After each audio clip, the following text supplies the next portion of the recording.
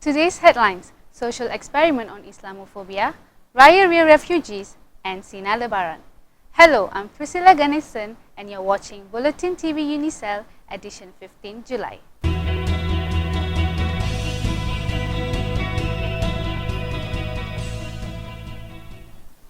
Islamophobia is not a myth. In fact, there's many social experiments being conducted to open our eyes to see how does the thoughts, beliefs and behaviors can make a difference.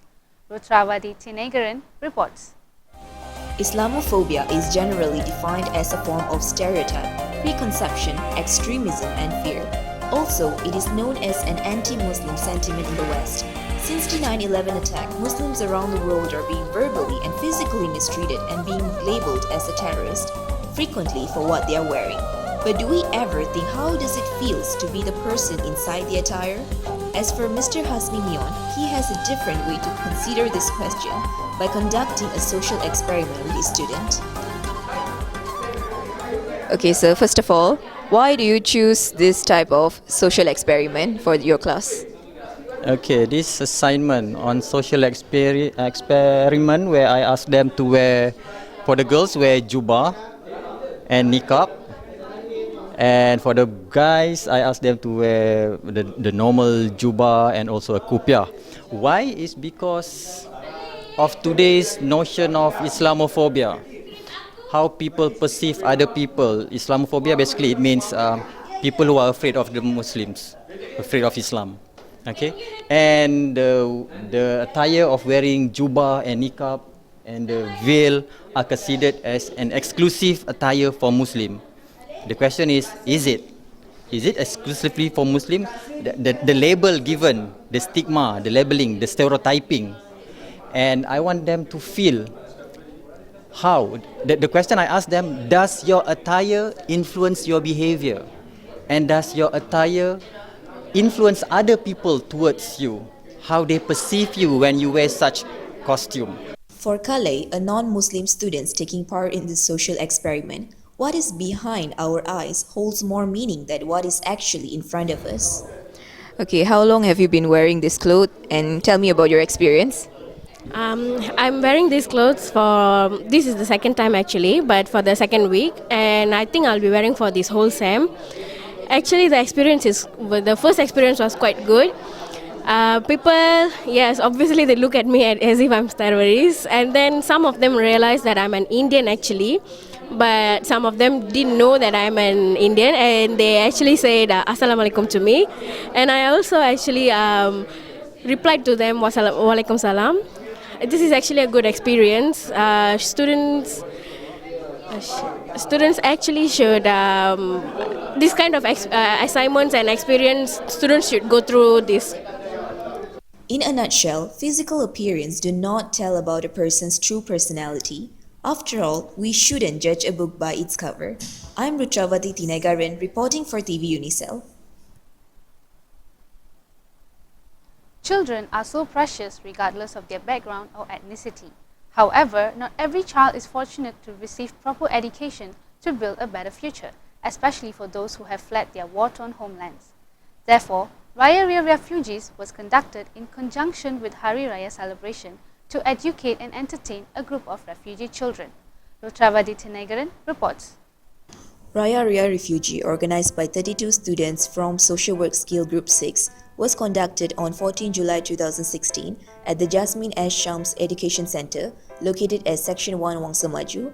The purpose of this event is to ensure the children receive a proper education. Almost 40 refugee children from Syria and Palestine were entertained with various games and spontaneous performances from the crew member. Your main objective for this program? Right, the main objective of my program is like these kids actually they live in Malaysia, so some kids like they are not living with their parents. So this is our platform. This is our way to reach the children, to entertain them during Hari Raya Aidilfitri because they have nobody. Sometimes they have nobody in Malaysia to celebrate with. So we come here, we give them the education, English education. So at the same time, we want them to have fun with us. Thank you. According to one of the teacher, this event has created a platform to strengthen the relationship between the student. What are the impacts of this program in terms of maybe bonding, interactions? I hope the impact for the students, first of all, benefiting the students, which is our aim here, to benefit the students. Second thing is, I think also is the students and the people who come here previously, they have very difficult to interact with the coming strangers. But now, today, I think they become friendly with them. This is good for them. So next time, if another groups come, so they can they can adapt with this environment. So if they come, they can adapt with them, be friendly with them. So not like before, they just keep quiet and listen what they said, and that's it. So hopefully this can benefit the students.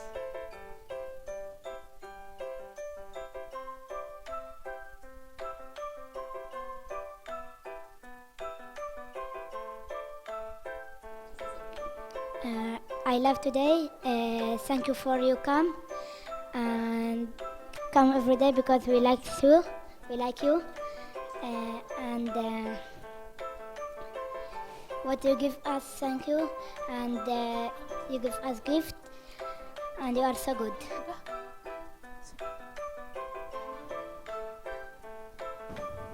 We meet no ordinary children in our lives. If we give them a chance, everyone has something amazing to offer. I'm Ruthra A, Tenaigaran, reporting for TV Unisel.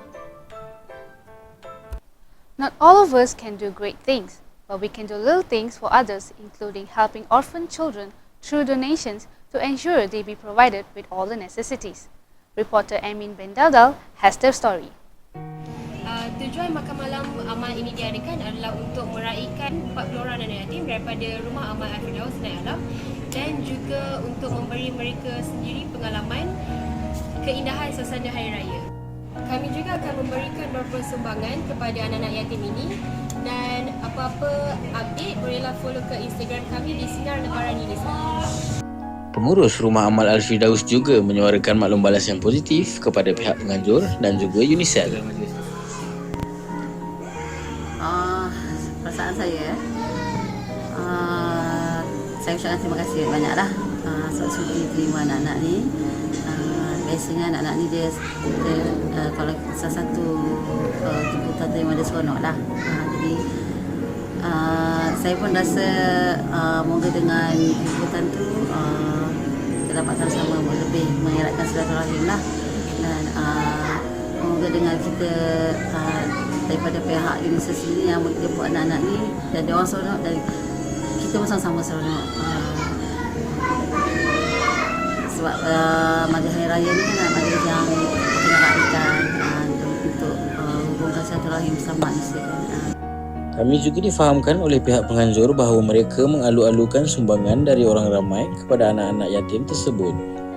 So, jadi siapa yang ingin memerlukan sebarang sumbangan, tak kisahlah daripada dalam bentuk RM1 ataupun pakaian harian atau perkakas dapur atau apa-apa saja seikhlas hati anda, bolehlah hubungi kami di talian 018 24 26 271 ataupun 013 711 3677. That is all for today. Thank you and good afternoon.